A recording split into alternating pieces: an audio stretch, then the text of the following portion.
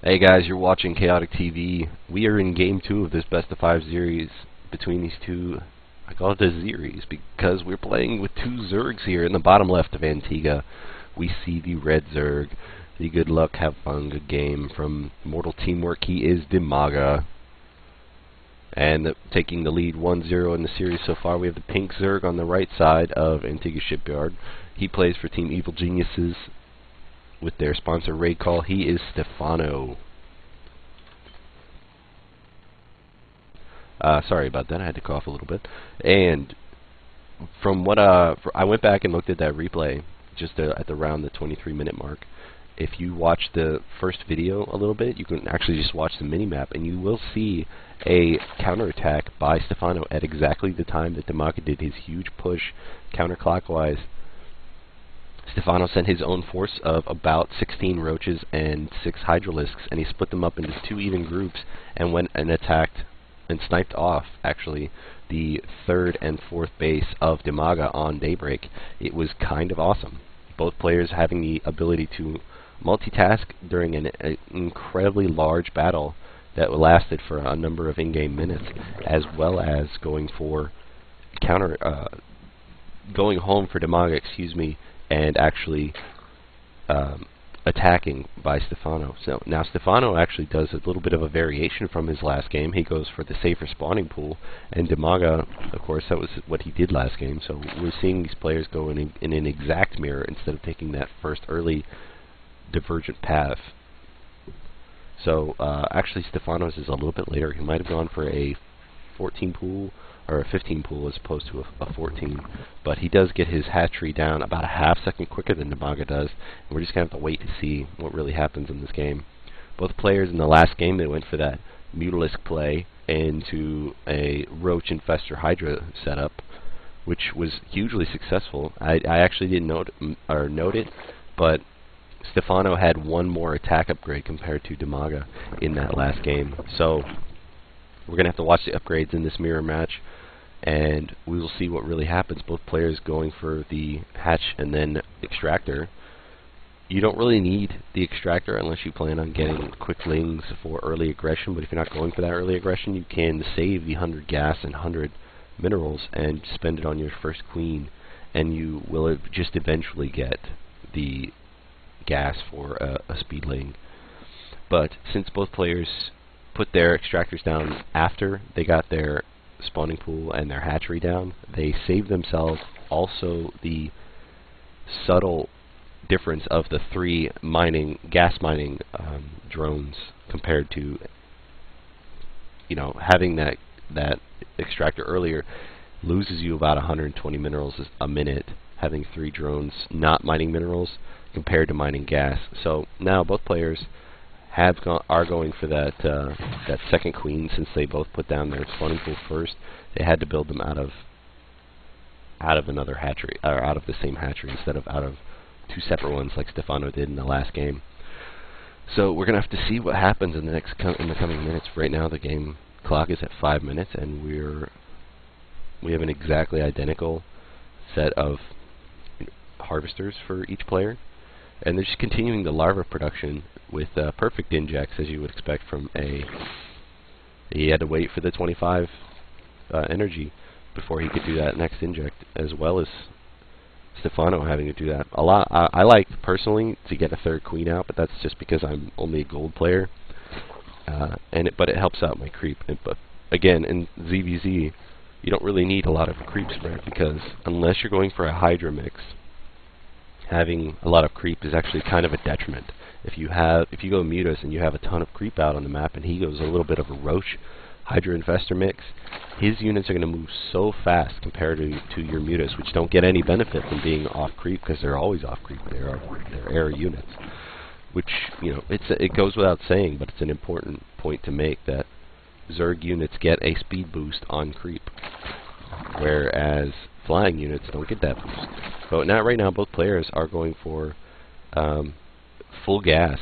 Stephano is actually the one who only goes for 3 right now before getting his lair, and Dimaga goes for that 4th one. So his gas production is just slightly better at about 80 a minute or 120 a minute.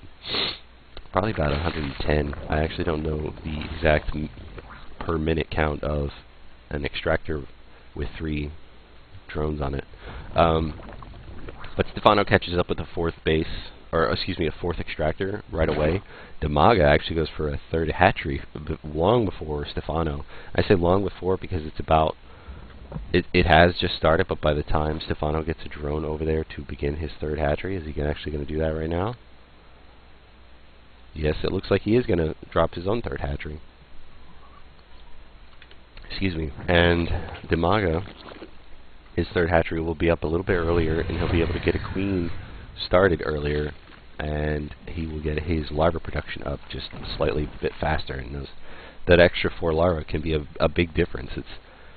It's not a huge difference proportionally, but ooh, I like this. Stephano brings an overlord to creep, and he drops a spine crawler, but this might be ill-timed as Dimaga has a number of banelings and zerglings coming out on the map, and a huge reinforcement of zerglings, and he's going to try to do some damage to this early defensive Stephano. Stephano going for more drones, as you can see, and he's starting roach production before Dimaga does. Now Dimaga is using this timing to do damage. He's able to surround roaches with a number of zerglings. He's going to be able to kill off his queen, and he splits up his forces into all 3 bases. He loses all of his banelings in the 3rd, but he is going to be able to take out the... Oh, it's a big hit by that baneling.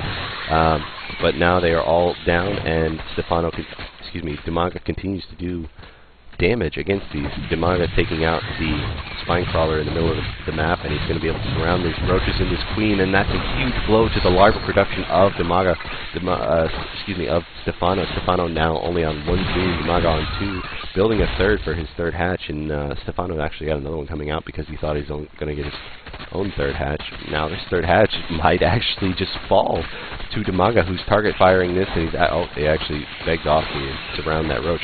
But he's going to be able to get this hatchery before these roaches are able to clean him off. I like this spread out on the ramp to completely catch all of these zerglings, but with some reinforcement, he's going to be the one that gets surrounded on the ramp, and you just see all of the roach health bars just being completely destroyed, and Stephano gets surrounded again.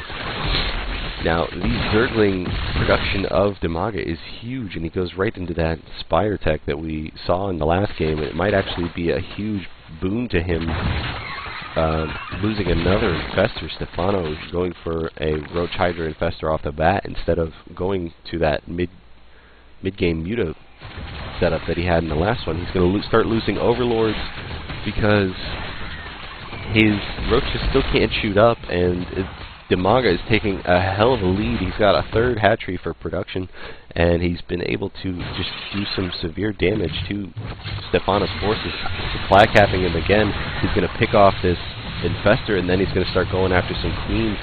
He's actually going to take him out. He's going to run away because all of the queens are going to be able to take out these mutalisks without any zergling interference. The queens always shoot up. And that's why you bring in zerglings and banelings in a muta setup. You don't go pure muta for the most part. I mean, you do for harassment's sake, but when you go for a main attack, you always have to have what I call fodder. And Dimaga's actually the one who loses an overlord in that setup, in that last defense by Stephano. Stephano going for his 3rd hatchery again to try to regain some of his production, but right now he's down 30 supply, and Stephano is going to continue to lose these overlords. He's going to be supply capped in just a second. Oh my goodness, it's got to be so annoying building 4 more overlords. That's 4 larvae. He's not able to turn into drones or into armor infestors, or into roaches. He's going to continue losing overlords. This is money. This is time. This is supply that he's losing by Dimaga's just continual harassment in the center of this map with in the center of Stephano's base with all of these mutas. Not really the center, it's just the outskirts. He's picking out all the vision, and right now Dimaga has full map control with all of these overlords in the middle of the map. He completely see it, and they're all creeping because he's going to have a huge amount of roaches coming out right now. Look at all that. He's going to use this creep to just speed them up on their way across the map. Stephano, completely on the back foot, has no idea that this is coming, and I just don't think he's going to be ready for this. He's down 70 supply right now. The mutalisks are going to be able to help out with the roach attack, and he's going to move in early to try to pick off or absorb some of the fungals on these overlord on these investors, picking them off before the roaches even get there. Big bungle on the Mutalisk, but it's not really going to be a big deal because Dimaga can just come in with all of these roaches and just completely destroy Stephano. Forces Stephano, you're so dead right now, but he noticed it too, so being down 90 supply, he decides to tap out himself, tying the series 1-1. Dimaga and Stephano.